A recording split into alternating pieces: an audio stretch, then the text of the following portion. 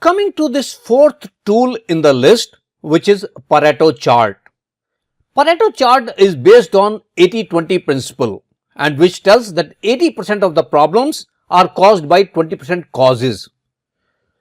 So to improve quality, if you just work on those 20% causes, you can solve 80% problems. In the example which we took earlier regarding water bottles, there were a number of problems, loose cap, scratch. But if you look at the problems, you will see that there are few problems which are happening more number of times. So what you need to do is, you just need to focus on those problems which are happening too frequently.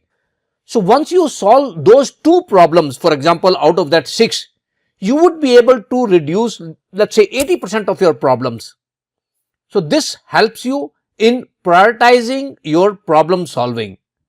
Pareto chart will help you in identifying that where all you need to give your priority. So basically this helps you in sorting out the vital few from trivial many. So instead of working on trivial many items, you just work on vital few items, and that way you can improve quality faster.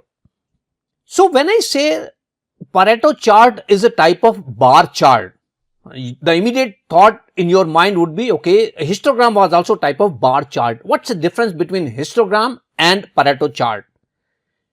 If you look at the x-axis of a histogram, x-axis of the histogram would be a number, a numeric value.